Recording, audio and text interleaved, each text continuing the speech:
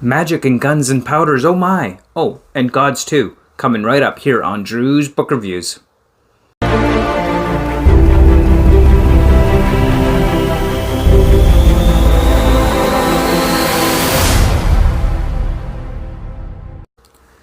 Alright, let's talk about Brian Mcclellan's Powder Mage Trilogy. But before we get into that, make sure that you like, comment, and subscribe. And of course, don't forget to comment down below on your thoughts after watching this video. Down below, you will also find my links to my Discord, as well as my Bookstagram and my Patreon. I post videos every Friday, so make sure you subscribe, hit that bell notification so you know when I put out a new video. Today we are talking about Brian Mcclellan's Powder Mage Trilogy. So this is the first in two trilogies set in this Powder Mage world that I have, and I'm pretty sure they're the only two. I could be wrong. Someone let me know in the comments below if there is more Powder Mage other than these two, than Gods of Blood and Powder and the Powder Mage. But today we are talking about the Powder Mage Trilogy by Brian Mcclellan. Now, what I can tell you about this trilogy is, boy, does it ever start off with a bang. Literally a bang. This trilogy starts off with a coup where the government is overthrown in the main town or city kingdom of Adro. The king is overthrown, executed along with the noble families by the field marshal Tamis. So this is just, the start of it is just, wow, right from the start, you were right into it. The action is there, and it's fast-paced.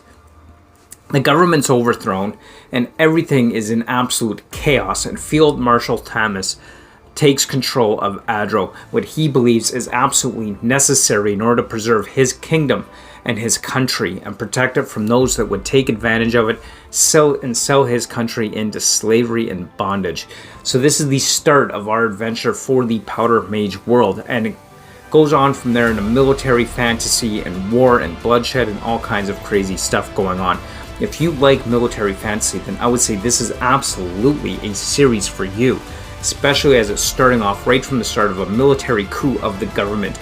I mean, this is just a phenomenally well-written, action-packed series, and I absolutely loved it.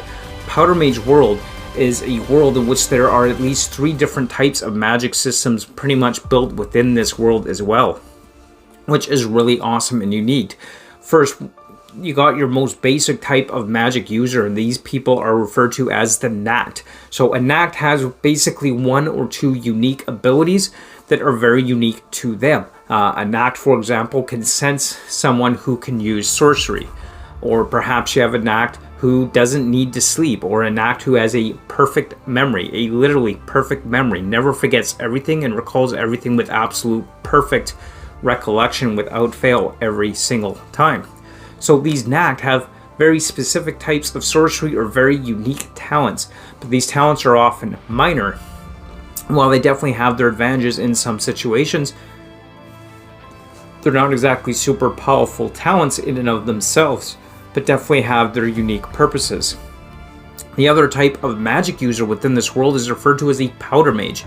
These people are literally people who snort gunpowder or chew on gunpowder, and it's just this unique magic system in which you snort gunpowder to obtain your magical abilities. You go into what's called this powder trance. It enhances your vision, your hearing, your sight. It gives you the ability to set off powder charges or ignite gunpowder from a distance. So a traditional gun with a bullet just isn't going to work on a Powder Mage, because they could basically stop the bullet and redirect it and ignite it and just pretty much send the bullet back at you and backfire on you. For a Powder Mage, they have increased durability, enhanced strength, and enhanced senses as a Powder Mage, which I thought was a really unique magical aspect. And I haven't actually seen a magic system like this in any other fantasy at all, and that's part of what I really love about this series, is that uniqueness within its magic system of this snorting of gunpowder. So our 2 main characters, our 2 biggest characters in this book,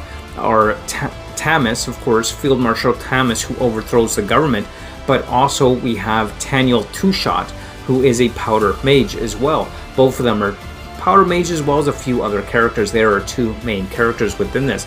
But we also have another set of magic users who are called a Privileged. So these are people that have extreme sorcery abilities. They don't need powder. They are very powerful, sorcery magic users who reach into what is termed the else to obtain their power. It's an elemental magic system.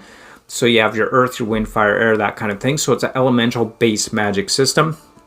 Now, Brian Mcclellan doesn't actually go into too much detail about exactly how the magic works, just describes reaching into the else and using in each finger corresponding to a different element to control those elements.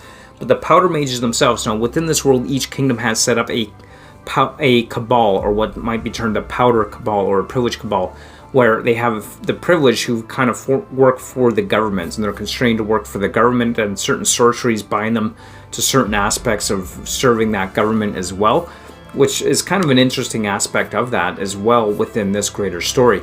So we got elemental magic, we got magic based on snorting gunpowder or chewing gunpowder or whatever the case may be, which is just, it's kind of funny actually. I think it's kind of a funny way to think about it, but at the same time it's a really unique magic system.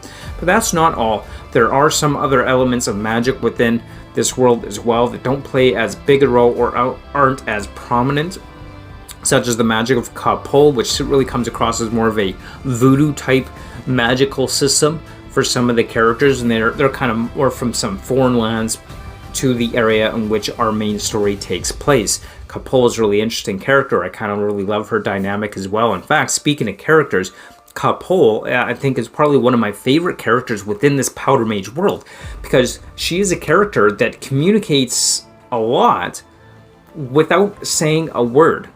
She is absolutely silent. She never speaks. And yet she plays such an important role within the story. And I don't want to get into spoilers. We are going to keep this spoiler free view, but ultimately each character of course has their own role. But I really liked Kapol's role. She is one of these sorcerers that kind of uses a type of voodoo, and we'll just leave it at that. But she definitely has an interesting role to play within this story, and I absolutely love the action within this, the character dynamics, the characters, and of course we also have the gods. So there are particular gods that do come in and play a role, fighting on each side of the different forces in conflict within this book. So there's the god Adam and the god Kresimir. And the interesting thing with this is gods are susceptible to damage. They can be hurt, but they are still immortal. And I'll just kind of leave it at that, so as not to get into any spoilers. But ultimately, it wouldn't be much of a god if they weren't immortal, but they definitely play some key roles there and have really interesting dynamic in how the gods are playing out and using the different nations of men, the different armies to kind of achieve their ends and within this world, and utilizing the magic users and all that throughout the story. And it's just so well written. The action is great. The characters are great. Everything about these books are just great. I love all of it. I really do. One of my favorite characters, I think, is Inspector Adamant from this set of books, this particular first series. Adamant, he's really just a guy. He's torn between, he's got multiple different things pulling on him, and he just wants to protect his family. And there's just so much going on with him, and so much and where he's just trying to do the best he can in difficult circumstances. And I don't know, I just really like the character of Adamant within this book. And overall, I like all the characters. Like, definitely Tamas is a great character. Yeah, definitely. He's been referred to as Grumpelstiltskin. I think somebody mentioned that on Discord, referred to him as Grumpelstiltskin. And definitely, yeah, I mean, he's definitely, Field Marshal Tamas is definitely a grumpy old man in a lot of respects. And, you know, Daniel Two-Shot definitely has some issues of his own as well.